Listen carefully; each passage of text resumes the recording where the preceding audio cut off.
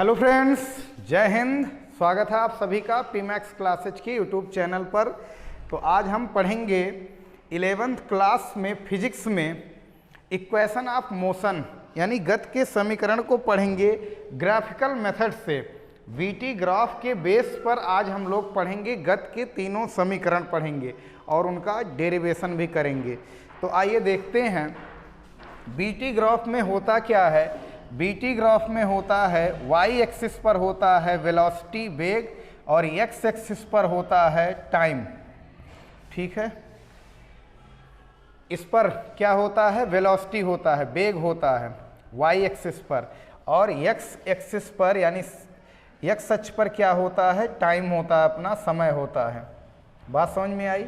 तो मान लेते हैं शुरुआत में जब टाइम 0 है तो उस समय किसी कण की, किसी वस्तु की जो वेलोसिटी है, किसी पार्टिकल की जो इनिशियल वेलोसिटी है, प्रारंभिक वेलोसिटी है, वो हम मान लेते हैं स्मॉल यू है। टी टाइम बाद उस वस्तु की वेलोसिटी, उस वस्तु का वेग बदल कर क्या हो जाएगा, मान लेते हैं कितना हो गया, v हो गया। यहाँ पर वेग कितना है, u है। ये वाली वेलोसिटी कितनी है, u। टी टाइम बाद उसका वेग बदलकर u से कितना हो गया, v हो गया। ये फाइनल वेलोसिटी है। बात समझ में आई। ठीक है, तो यहाँ से इसको हम क्या कर दे रहे हैं, परपेंडिकुलर ड्रा कर दे रहे हैं, लंब डाल दे रहे हैं। ये कोण कितना है, 90 डिग्री है। ये टाइम कितना है, तो ये टाइम हमने माना है आफ्टर टाइम t, उसकी वेलोसिटी u से चेंज होकर क्या हो गई है, v हो गई है। ठीक है, तो ये कोण हम मान ले रहे हैं थीटा है। ये टाइम अगर t है तो इसको भी हम क्या कर सकते हैं, t कर सकते हैं। बात समझ में आई। अच्छा, एक चीज़ यहाँ पर समझ सकते हैं, ये लंबाई कितनी है, u है, तो ये लंबाई कितनी है, ये लंबाई है v। बात समझ में आई। तो इस लंबाई के बारे में क्या ख्याल है, पूरे में से ये वाली लंबाई घट जाएगी तो बचेगी ये वाली लंबाई, बचेगी v माइनस u। ठीक है, अब जरा यहाँ पर समझना क्या होगा। यहाँ पर हम लगाएंगे इस ट्रायंगल में tan थीटा, इस ट्रायंगल में, इस ट्रायंगल में, इस राइट एंगल ट्रायंगल में हम लगा देंगे tan थीटा। तो tan थीटा बराबर होता है लंब बटा आधार, यानी परपेंडिकुलर अपॉन बेस होता है। तो थीटा के अपोजिट साइड को बोलते हैं हम लोग परपेंडिकुलर। तो लंब है यहाँ पर कितना, v माइनस u। आधार कितना है, तो ये साइड है आधार, आधार की लंबाई है स्मॉल t। और भी बीटी ग्राफ से हमें पता चलता है एक्सीलरेशन के बारे में। और यहाँ बीटी ग्राफ में जो tan थीटा है वो tan थीटा बराबर हो जाएगा एक्सीलरेशन के त्वरण के बराबर हो जाएगा। तो ये कितना हो जाएगा, इसको हम लिख सकते हैं a is equal to v minus u divide by T. तो यहाँ से क्रॉस मल्टीप्लाई करवा देंगे तो हो जाएगा अपने पास v minus u is equal to a T. तो u उधर पक्षांतर करेंगे तो आ जाएगा पहला समीकरण u plus a T v is equal to. तो ये आ गया गति के प्रथम समीकरण का प्रूफ हो गया। ठीक है, v बराबर u plus a T. tan theta याद रखना, tan थीटा बराबर होता त्वरण के। तो किसी भी वस्तु का, किसी भी पार्टिकल का एक्सीलरेशन हम उसके tan से निकालते हैं। तो tan theta is equal to हो जाएगा कितना, ए हो जाएगा। तो ये है इक्वेशन। ठीक है, मोशन का फर्स्ट इक्वेशन है इस तरह से। तो इसको नोट कर सकते हैं, वीडियो पॉज करके स्क्रीनशॉट ले सकते हैं। तो आइए अब इसके बाद हम चलेंगे गति के दूसरे समीकरण का निगमन करेंगे। तो फिर वही सेम डायग्राम रहेगा, सेम चित्र रहेगा। क्या करेंगे अब की बार, अभी एक जानकारी हमें पता चला है कि v माइनस यू की जगह अगर हम फर्स्ट इक्वेशन से बात करें तो इसके प्लेस पर हम लोग ज़रूरत पड़ने पर रख सकते हैं at। क्या रख सकते हैं, at। तो अब हमें निकालना है, अब हम अब की बार निकालेंगे ये वाला पूरा एरिया निकालेंगे। एरिया निकालने से क्या पता चलता है, जो वीटी ग्राफ होता है और समय अक्ष के बीच अगर घिरा एरिया निकाल लें, घिरा क्षेत्रफल निकाल लें, तो उस पिंड द्वारा, वस्तु द्वारा, कण द्वारा हमें पता चल जाएगा कि वो कितना दूरी तय किया है टी टाइम में। बात समझ में आई। शुरुआत में वस्तु की चाल कितनी थी, u थी। t टाइम बाद उसकी चाल बदल कर u से कितनी हो गई, v हो गई। ठीक है, तो उसने कुछ ना कुछ डिस्टेंस भी कवर किया होगा। तो अगर वो डिस्टेंस हमें फाइंड आउट करना है तो हम क्या करेंगे, हम ये वीटी ग्राफ और समय अक्ष के बीच क्या निकालेंगे, घिरा हुआ क्षेत्रफल निकालेंगे, और उससे हमें क्या पता चल जाएगा, डिस्टेंस पता चल जाएगा। तो जरा बताना, जो डिस्टेंस है यस है, ठीक है, वो क्या हो जाएगा, वीटी ग्राफ तथा समय अक्ष के बीच, समय अक्ष के बीच घिरा क्षेत्रफल, वीटी ग्राफ तथा समय अक्ष के बीच घिरा हुआ क्षेत्रफल, इससे हम निकाल सकते हैं दूरी। अब एक चीज यहां पर बहुत अच्छे से समझना, ये जो टोटल एरिया हमें निकालना है इसमें दो पार्ट हैं, इसको दो हिस्सों में हम इस एरिया को कैलकुलेट करेंगे। एक हिस्सा में हम लगाएंगे ट्रायंगल और एक हिस्से में अपना जो रेक्टेंगल दिख रहा, आयत दिख रहा है, इसका एरिया निकाल लो और इसका एरिया निकालेंगे और दोनों को बाद में जोड़ लेंगे तो ये टोटल एरिया हमें पता चल जाएगा। तो क्या करेंगे, ट्रायंगल का एरिया, राइट एंगल ट्रायंगल का एरिया और फिर किसका, इस रेक्टेंगल का एरिया। बात समझ में आई।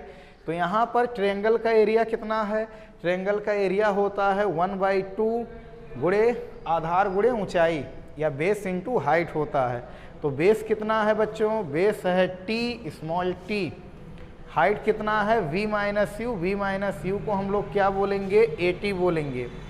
ठीक है, रेक्टेंगल का एरिया कैसे निकालेंगे, तो रेक्टेंगल का एरिया हम लोग निकालते हैं लंबाई गुणे चौड़ाई से, लेंथ इंटू विड्थ से।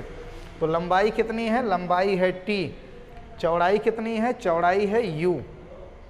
ठीक है, ये तो यहाँ से आ जाएगा अपने पास यस इज इक्वल टू, इस टी को यूटी को हम लोग लिख रहे हैं आगे, और फिर क्या एटी का गुणा टी में होगा तो क्या हो जाएगा, हाफ एटी स्क्वायर। तो this is the equation of motion. ठीक है, this is the second equation of motion. तो ये गति का कौन सा समीकरण है, ये गति का दूसरा समीकरण है। तो इस तरह से यस बराबर U T plus half A T square का हम क्या कर सकते हैं, प्रूफ कर सकते हैं। तो इसको स्क्रीनशॉट ले सकते हैं वीडियो पॉज करके, या इसको नोट कर सकते हैं। तो अब चलिए हम फिर इसी वक्त तृतीय समीकरण का भी निगमन करेंगे ग्राफिकल मेथड से और वीटी ग्राफ और बीटी ग्राफ की सहायता से। तो अब की बार हम लोग क्या करेंगे, एक एक्स्ट्रा चीज करेंगे।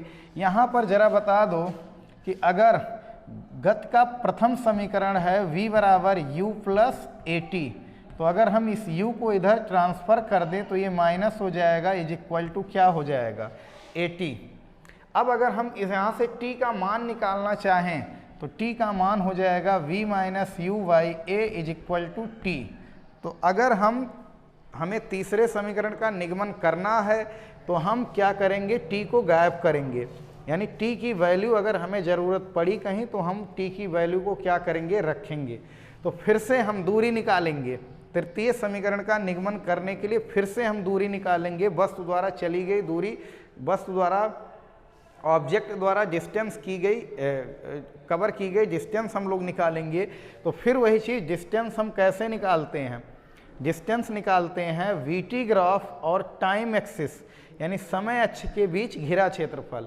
लेकिन पिछली बार हम लोगों ने एरिया कैसे निकाला था, ट्रायंगल का एरिया किया था और रेक्टेंगल का एरिया किया था, जोड़ा था दोनों एरिया को। लेकिन अब की बार हम ऐसा नहीं करेंगे, हम अब की बार डिस्टेंस निकालेंगे, दूरी निकालेंगे डायरेक्टली। ये जो आकृति बन रही है, एक है ट्रेपेजियम है, समलंब चतुर्भुज है, यहाँ पर हम लगाएंगे समलंब चतुर्भुज के एरिया का कंसेप्ट लगाएंगे और इस तरह से भी हम दूरी निकाल सकते हैं।